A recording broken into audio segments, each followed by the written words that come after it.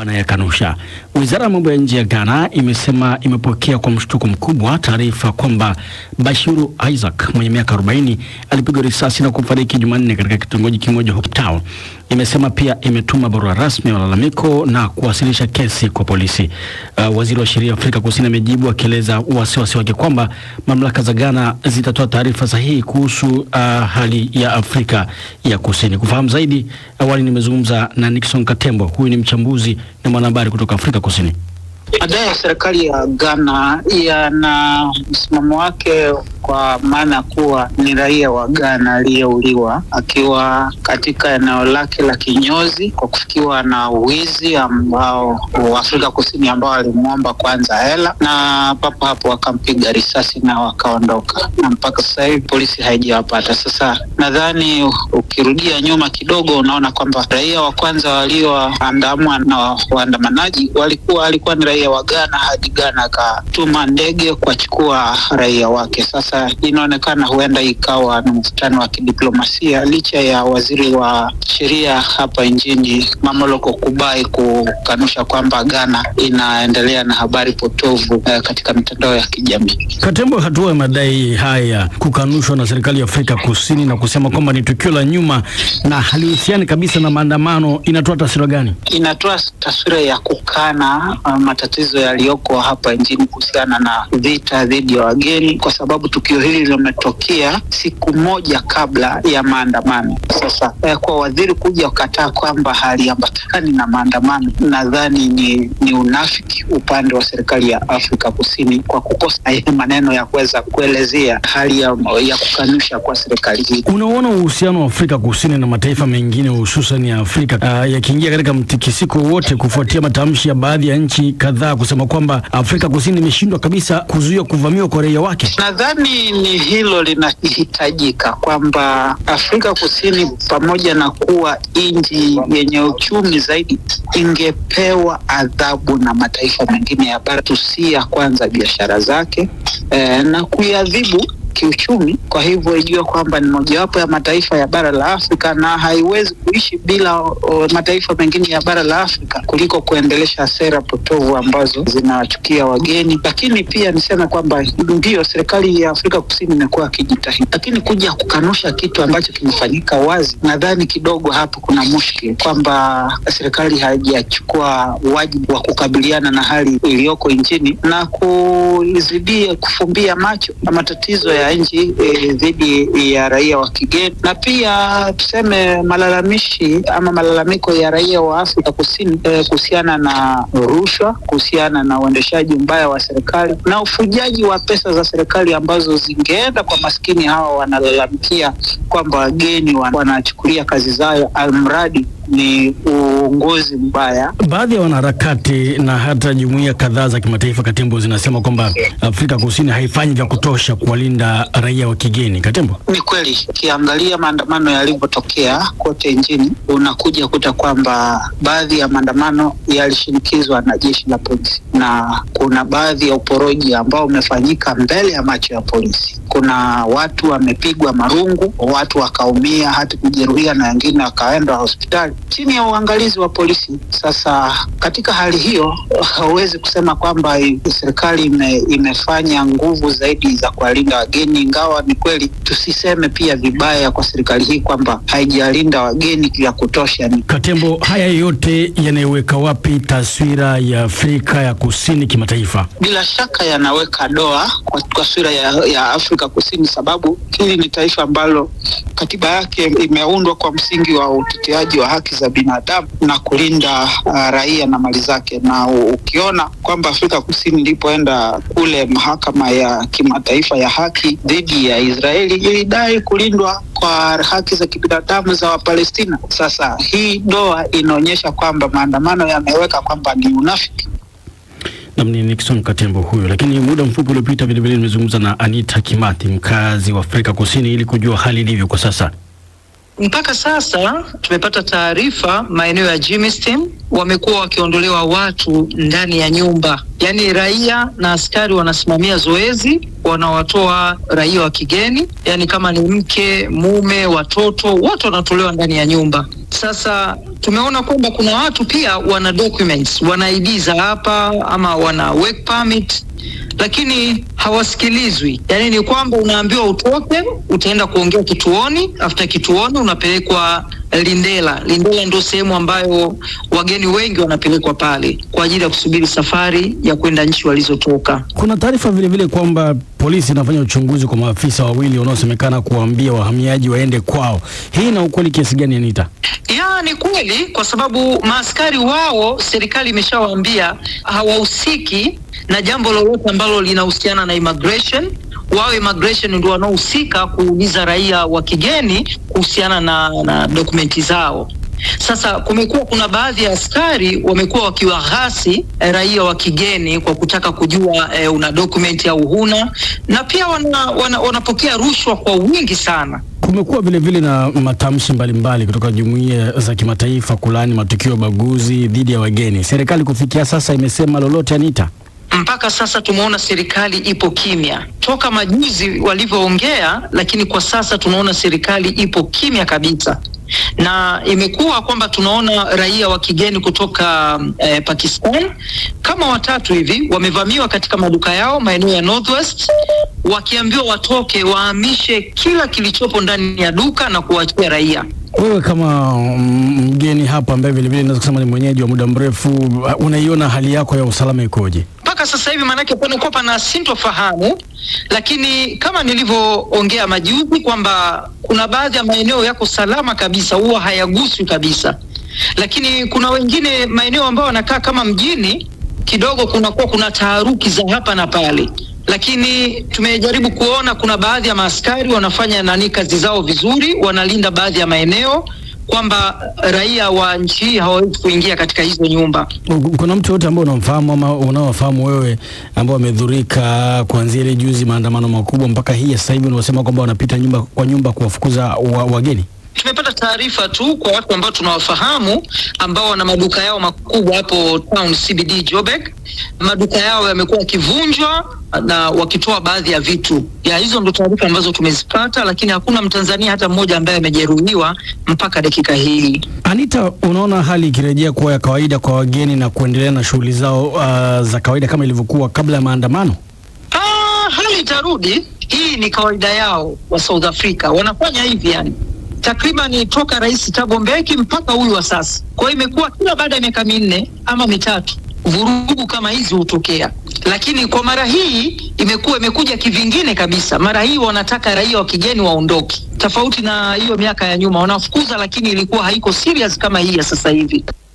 Naam, huyo ni Anita Kimathi ambaye ni mkazi wa Afrika Kusini kama vile alivyozungumza na mwenzangu David Nkia. Lakini tukisalia katika habari hiyo ni kwamba Uganda hii leo vile vile inatarajia kuwapokea zaidi ya 250 raia wake hao wanaorejea kutoka Afrika Kusini kufuatia wimbi la chuki dhidi ya raia wa kigeni nchini humo. Sasa mpango huo umefadhiliwa na serikali ya Uganda kufuatia agizo la Rais Yoweri Museveni.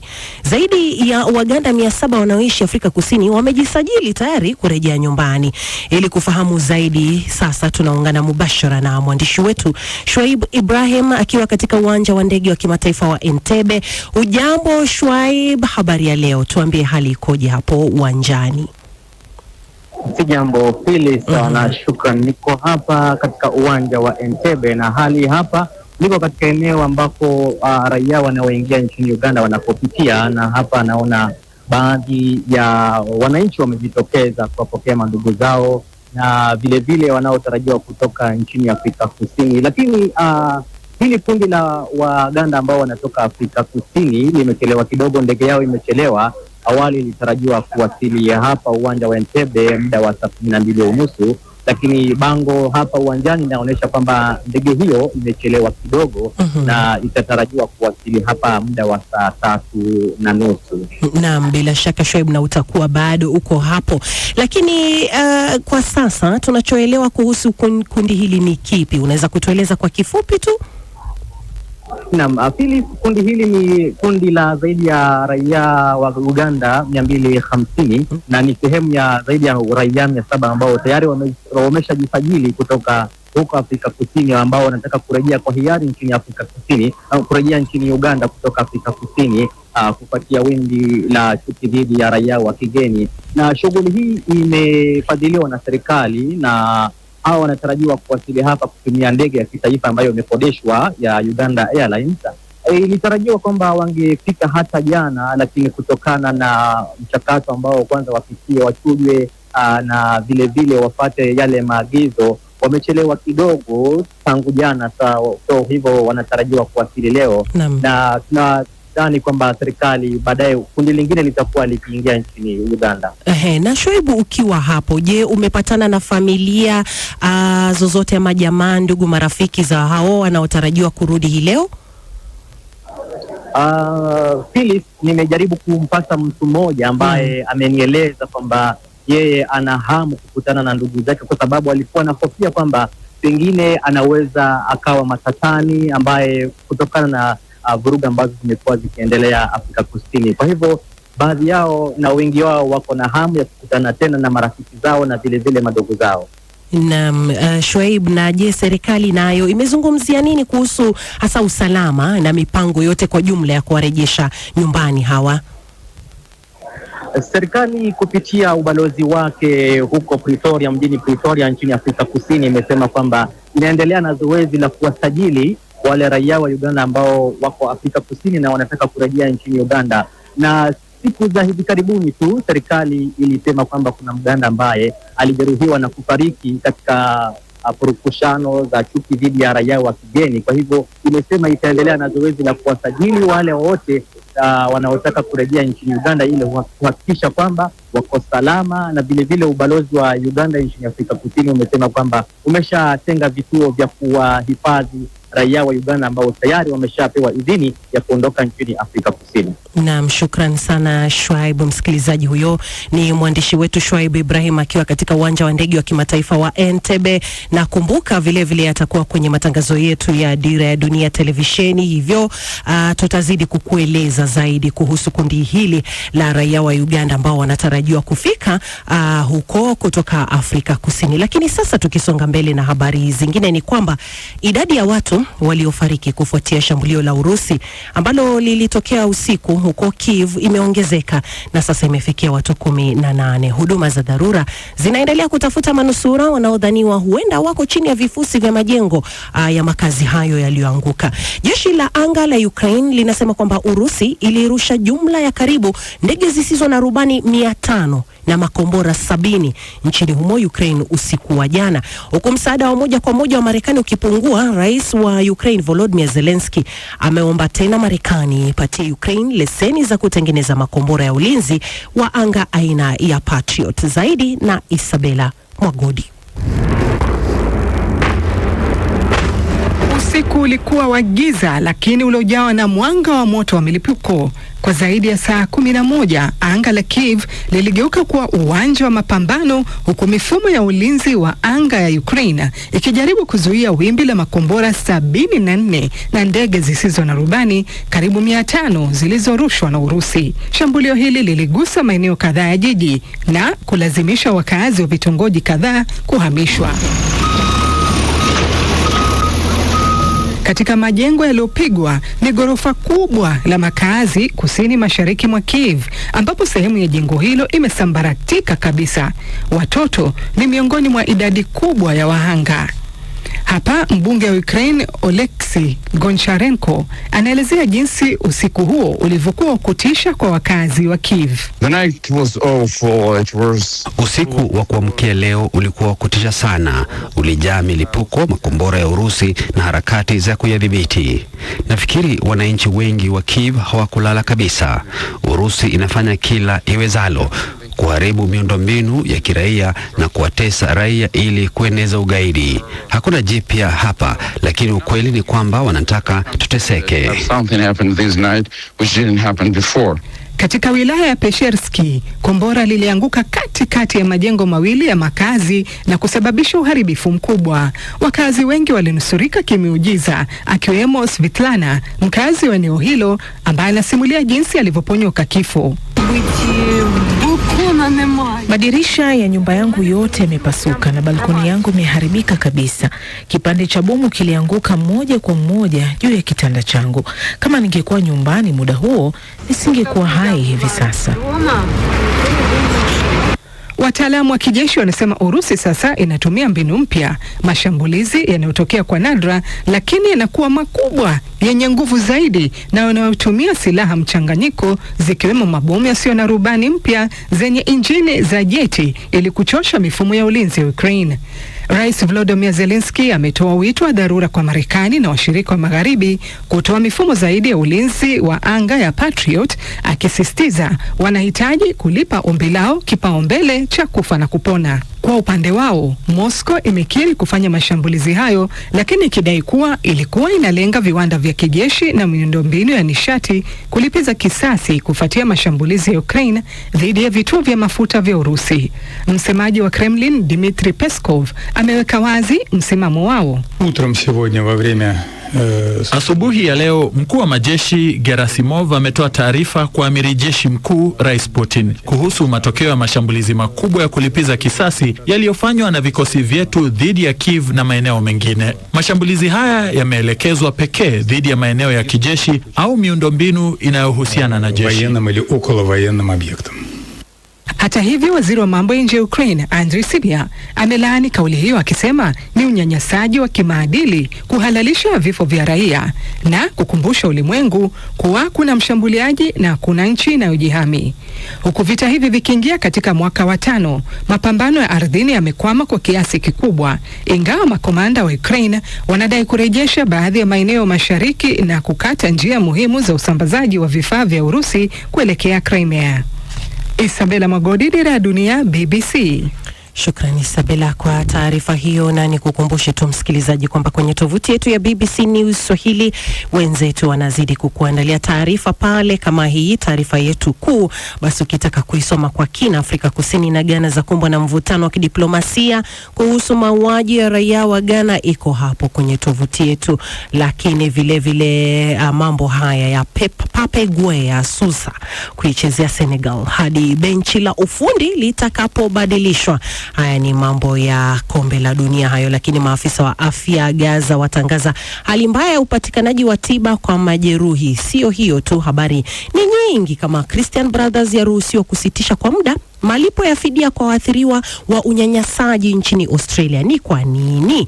Lakini vile vile taarifa hii nyingine kuu, Vance anasema kwamba Trump hana nia ya kuishambulia tena Iran bila sababu za msingi. Kumbuka ni taarifa ambayo imekuwa ikigonga vichwa vya habari na inazidi kuchemka tu, mambo yanazidi kuendelea kule Mashariki ya Kati. Sasa namkaribisha Ive Buchana na habari za spoti.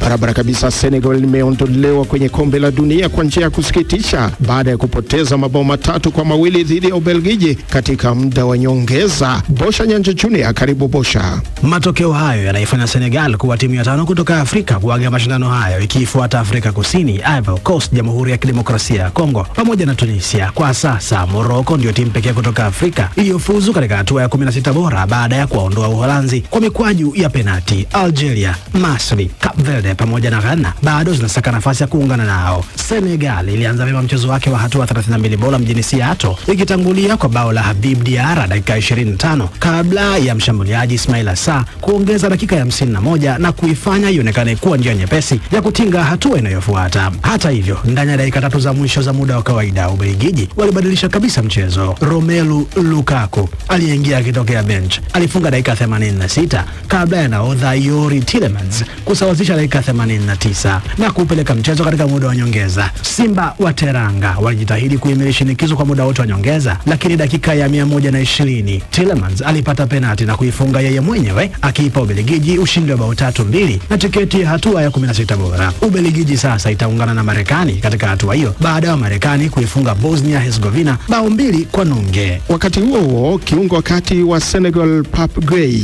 amesema kuwa atachukua mapumziko ya kuichezea nchi yake wakati huu ambapo kocha na wasaidizi wake wanaendelea kukiongoza kikosi cha Senegal. Uamuzi huo wa mchezaji huyo mwenye umri wa miaka 27 unakuja baada ya Senegal inayofundishwa na Pape Thiaw kupoteza uongozi wa mabao 2-0 na kuchapwa kwa namna ya kusikitisha dhidi ya Ubelgiji. Gueye ambaye anachezea klabu ya Villarreal nchini Uhispania katika La Liga alianza kwenye mchezo huo, lakini nafasi yake ilichukuliwa na Lamine Camara baada ya dakika 66. Kabla ya mechi hiyo, mshambuliaji na nahodha wa England Harry Kane ameinusuru timu yake kutoka kwenye aibu kubwa ya kihistoria baada ya kufunga mabao 2 na kuipatia timu yake ushindi mgumu wa mabao 2-1 dhidi ya Jamhuri ya Kidemokrasia ya Kongo. England ilikuwa ikielekea kupata kipigo cha fedheha mjini Atlanta hadi dakika ya 75 pale Harry Kane aliposawazisha kwa kichwa kabla ya kuongeza bao la ushindi zikiwa zimesalia dakika 4 mchezo kumalizika. Ushindi huo unaipeleka England jijini Mexico kukabiliana na wenyeji wenza Mexico katika hatua ya 16 bora kwenye uwanja wa Azteca. Ni wakati ambapo mashabiki wa England wanaotumaini kuhudhuria mtanange wa hatua ya 16 bora dhidi ya Mexico wanakabiliwa na kulipa kima cha chini cha pauni 2,600 kwa tiketi moja kwenye tovuti ya FIFA ya kuuza tiketi za marudio. Kikosi cha Three Lions kilijikatia tiketi ya kukutana na wenyeji hao wenza katika uwanja wa Azteca kufuatia ushindi wa bao 2-1 dhidi ya Jamhuri ya Kidemokrasia ya Kongo siku ya Jumatano. Mchezo huo utapigwa majira ya saa 8 kamili usiku kwa saa za Afrika Mashariki siku ya Jumatatu. Mechi zitakazopigwa katika jiji la Mexico zinasababisha baadhi ya bei za juu zaidi za tiketi za marudiano, huku kukiwa na ugavi mdogo wa tiketi katika mashindano yote, huku mashabiki wa nyumbani wakiwa na shauku kubwa ya kushuhudia timu yao ikicheza. Kabla ya draw kupangwa mwezi Desemba, chama cha mashabiki wanaosafiri cha England, yani England Supporter Travel Clubs, walipewa mgao wa tiketi 4,000 kwa ajili ya mechi hiyo katika uwanja utakaochukua mashabiki 80,824.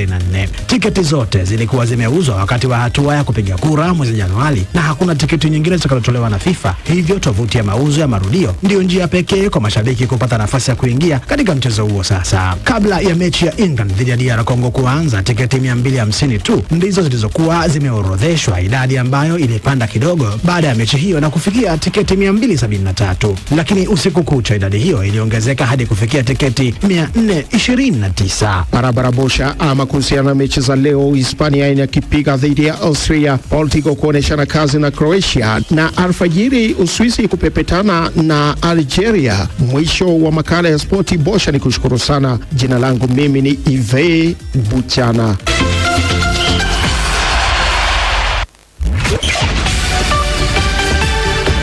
Ni saa 1 kamili Afrika Mashariki, 12 kamili Afrika ya Kati. Habari kuu jioni ya leo: mvutano wa kidiplomasia umeibuka kati ya Afrika Kusini na Ghana kufuatia madai ya kuuawa kwa raia mmoja wa Ghana wakati wa maandamano dhidi ya wahamiaji. Kundi la kwanza la raia wa Uganda wasio na nyaraka stahili wanaoishi Afrika Kusini wanatarajiwa kurejea nyumbani baada ya usiku wa leo. Idadi ya watu waliofariki kufuatia shambulio la Urusi lililotokea usiku huko Kiev imeongezeka kufikia 18. Na utasikia kuhusu changamoto ambazo jamii ya Zabe huko Tanzania inakabiliana nazo, haswa kuhifadhi mila katika dunia ya teknolojia ya kisasa. Hii ni BBC.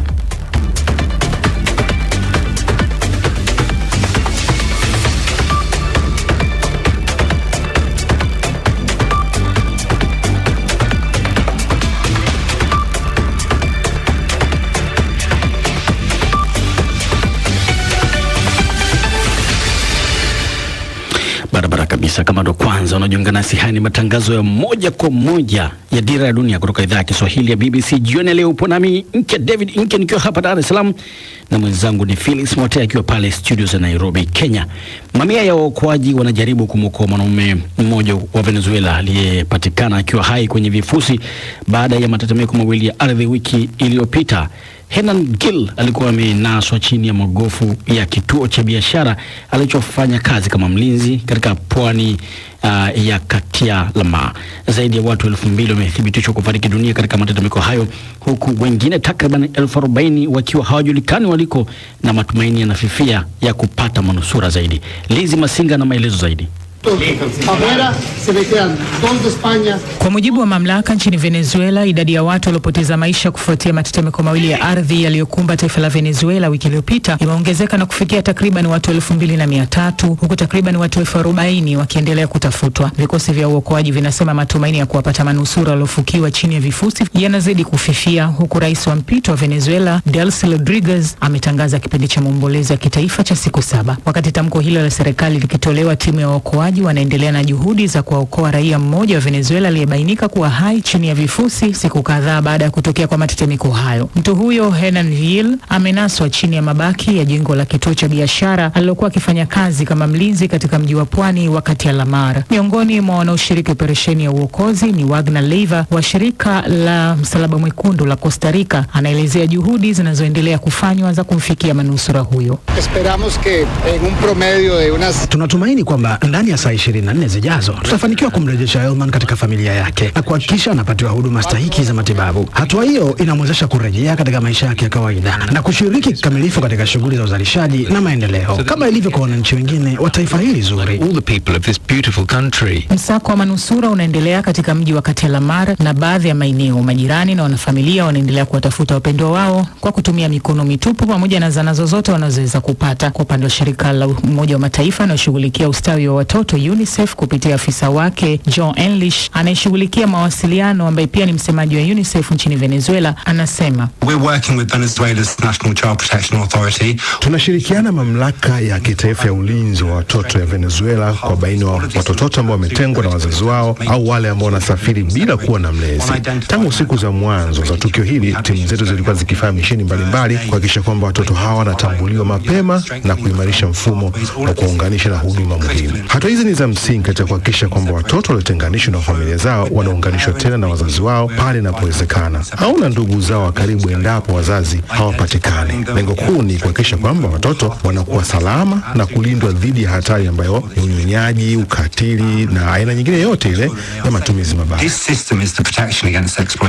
Naye kaimu rais wa Venezuela Delcy Rodriguez amesema zaidi ya wahudumu 25,000 wa huduma za dharura, maafisa wa polisi na wanajeshi wamekuwa wakitoa msaada kwa wananchi walioathiriwa na matetemeko ya ardhi. Kupitia ujumbe aliochapisha katika mtandao wa kijamii wa X, Rodriguez amesema kila maisha yanayookolewa na ushindi wa matumaini. Huku hayo yakijiri, afisa mwandamizi wa utawala wa Marekani anayenukuliwa na shirika la habari la AFP amearifu kwamba wanamaji wa jeshi la Marekani wanaendelea na kazi ya ukarabati wa bandari ya La Guaira nchini Venezuela. Hatua hiyo inakuja wakati Marekani imeongeza msaada wake wa kifedha kwa waathirika wa tetemeko la ardhi nchini humo kufikia dola milioni 300 za Marekani, sawa na takriban pauni milioni 226 za Uingereza. Afisa huyo amesema kikosi maalum cha wanamaji wa Marekani kinafanya kazi usiku na mchana kuhakikisha bandari hiyo inarekebishwa haraka ili kuruhusu usafirishaji wa misaada muhimu kupitia njia ya bahari. Kwa mujibu wa Wizara ya Mambo ya Nje ya Marekani, ongezeko hilo la fedha litawezesha utoaji wa huduma za dharura za matibabu, msaada wa chakula, maji safi na huduma za usafi wa mazingira, makazi ya muda kwa waathirika, huduma za ulinzi pamoja na usafirishaji na usambazaji wa misaada. Kwa mujibu wa taasisi ya jiolojia ya Marekani, makadirio ya awali yalitolewa saa chache baada ya tetemeko la ardhi yalionyesha kuwa kulikuwa na uwezekano wa 44% kwamba idadi ya vifo inaweza kufikia watu 10,000 na uwezekano wa 30% kwamba ingeweza kufikia watu 100,000. Mratibu mkazi wa masuala ya kibinadamu wa Umoja wa Mataifa Gianluca Rampolla del Tindaro amesema katika mkutano na waandishi wa habari kuwa hadi kufikia Jumapili jioni watu 1450 wamethibitishwa kufariki dunia. Hata hivyo, ameonya kuwa idadi hiyo inatarajiwa kuongezeka kadiri shughuli za utafutaji na uokoaji zinavyoendelea. Tindaro amesema Umoja wa Mataifa kwa ushirikiana na mamlaka za Venezuela umejipanga kwa uwezekano wa kuhitaji mifuko 10,000 ya kuhifadhia miili.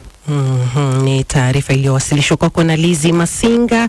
Lakini tukisonga mbele sasa, maafisa wa afya huko Gaza wanasema kwamba watu 15,000 wenye majeraha ya vita au magonjwa yanayohatarisha maisha hawawezi sasa kupata matibabu wanayohitaji, na 300 wamefariki wakisubiri kuhamishwa ili kupokea matibabu zaidi. Mashirika ya misaada yanasema kwamba Israel bado inazuia uwasilishaji wa dawa na vilevile vifaa muhimu, jambo ambalo Israel yenyewe inakanusha. Peter Mwangangi anatueleza zaidi.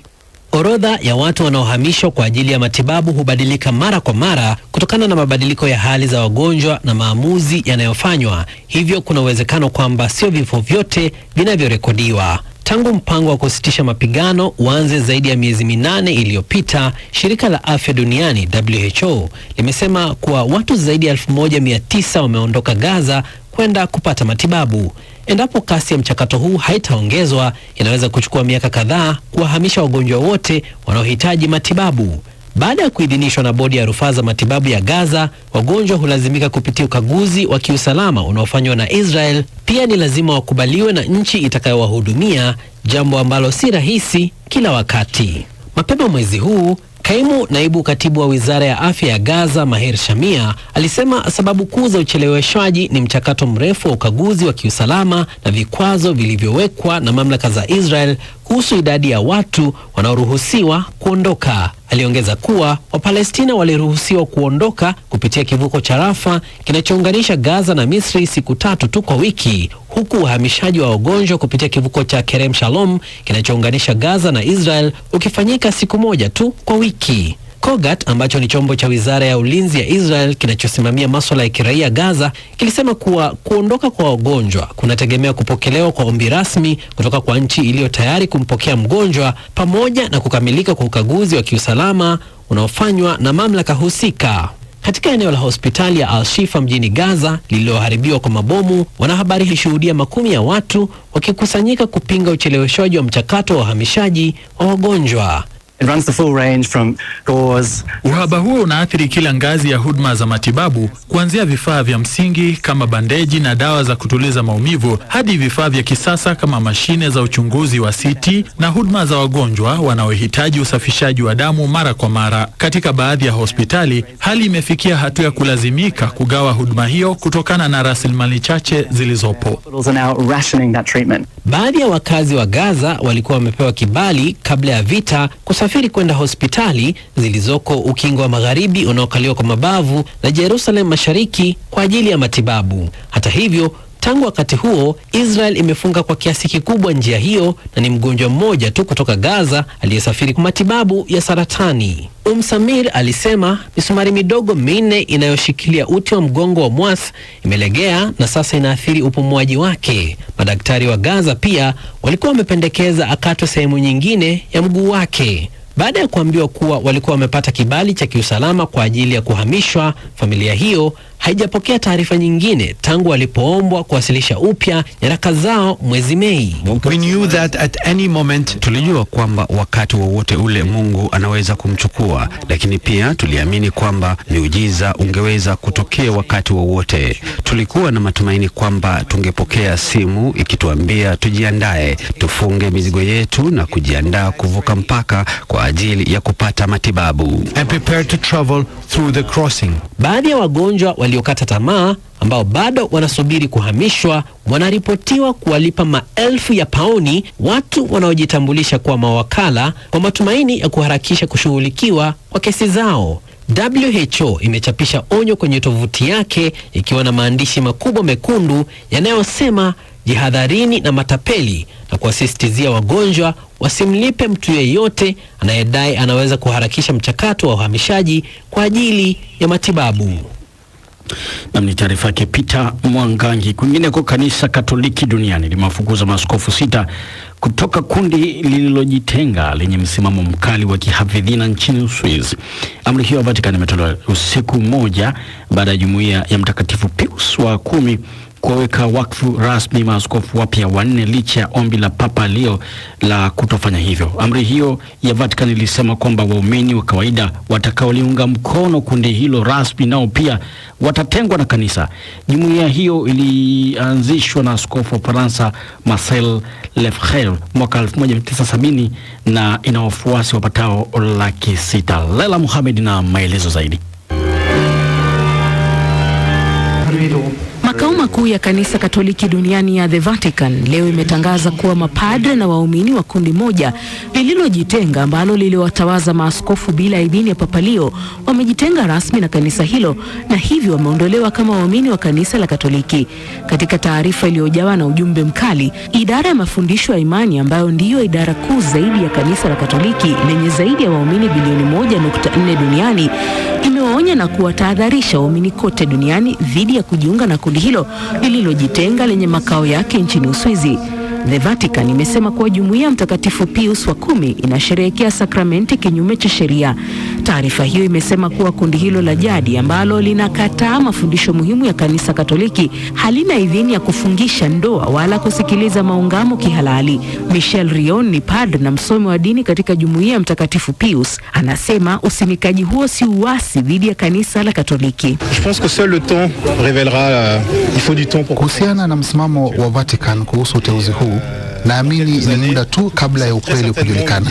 Inachukua muda ili kufahamu hali halisi, na naamini miaka michache ijayo tutafahamishwa kuwa hatua tuliochukua kwa desturi na sheria za kanisa. Papa pekee ndiye anayeweza kuidhinisha kusimikwa kwa maaskofu wapya ili kudumisha uhusiano wa kanisa na mitume 12 wa Yesu ambao wanachukuliwa kuwa makuhani na maaskofu wa kwanza. Paul Robinson ambaye ni padre wa jumuiya hiyo nchini Marekani amesema sherehe hiyo ni ya kihistoria.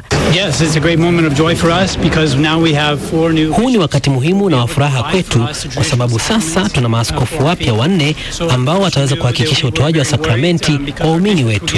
Bila shaka mnajua kwamba tulikuwa na wasiwasi mkubwa kwa sababu maaskofu wetu walikuwa wamezeeka. Hivyo basi ilikuwa swala la uhai wetu, kwani wito wa kanisa letu ni malezi ya mapadri. Nashukuru kwa sababu sasa tuna maaskofu 6 na wale 2 wa kongwe sasa wanaweza hatimaye kupumzika. Lakini siku ya Jumatano ilisema kuwa ililazimika kuendelea na shughuli ya kuwasimika maaskofu hao bila idhini ya Papa kutokana na mazingira ya kipekee. Kanisa la Katoliki linachukulia usimikaji wa maaskofu bila idhini ya Papa kama kosa kubwa sana, na wale wanaohusika huondolewa mara moja au kutengwa rasmi ili wasishiriki kutoa au kupokea sakramenti hadi pale watakapotubu na kuomba msamaha. Taarifa hiyo imesema kuwa maaskofu 2 walioongoza sherehe hiyo ambayo haikuidhinishwa iliyofanyika Uswizi jana wametengwa na kanisa pamoja na mapadri 4 waliokuwa wameteuliwa kama maaskofu wapya, hatua ambayo ilitarajiwa sana. Hata hivyo, The Vatican ilikwenda mbali zaidi ya ilivyotarajiwa na kusema kwamba mapadri wote wa jumuiya ya St. Pius wa 10 pamoja na Wakatoliki wote wanaofuata rasmi kundi hilo sasa wako katika mafarakano na wametengwa na kanisa. Mafarakano ni neno linalomaanisha mgawanyiko mkali na rasmi ndani ya jumuiya ya Kikatoliki. Jumuiya ya St. Pius wa 10 inakataa mafundisho ya msingi ya Baraza la Pili la Vatican, mkutano muhimu wa maaskofu wa Vatican uliolenga kufanya mageuzi mbalimbali katika kanisa na kuboresha uhusiano wake na Wayahudi na madhehebu mengine ya Kikristo. Andre ambaye ni raia wa Gabon ni miongoni mwa waumini wa kundi hili lililojitenga. Kwa hivyo hiki si kitendo cha uasi, ni kitendo kinachofanywa kwa upendo wa kanisa.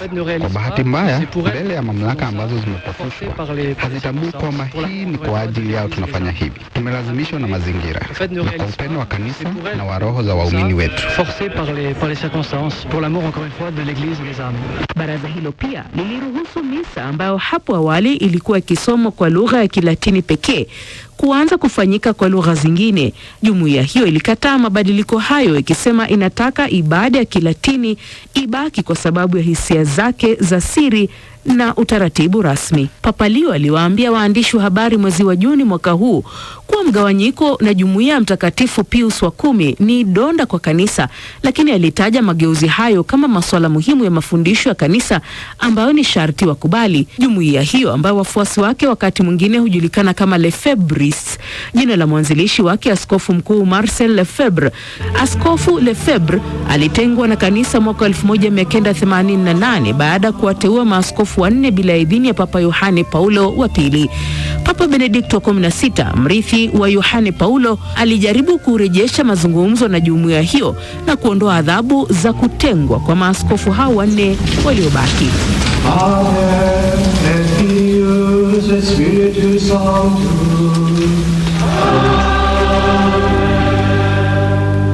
Shukran sana Leila kwa kutuarifu na habari hiyo. Napata muda kidogo tu kutupia ukurasa wetu wa Facebook jicho. Naona Juma Jose anazungumzia kombe la dunia linaloendelea, na anasema kwamba anapongeza Kongo kwa mchezo wao mzuri waliocheza licha ya kutolewa kwenye mashindano. Lakini David Sechenga, mwanaharakati mzalendo toka Wagum tunadumu Muhenza, Tanga, Tanzania, anasema tuko pamoja katika matangazo haya ya Dira ya Dunia mpaka tamati.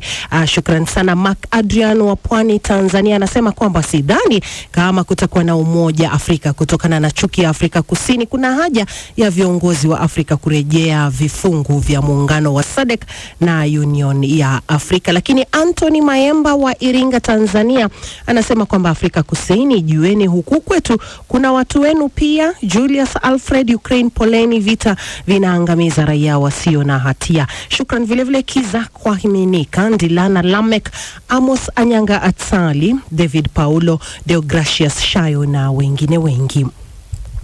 Sasa msikilizaji, kwa vizazi vingi jamii ya Wahadzabe nchini Tanzania imeendelea kuishi kwa kusoma alama za mazingira, nyayo za wanyama, miti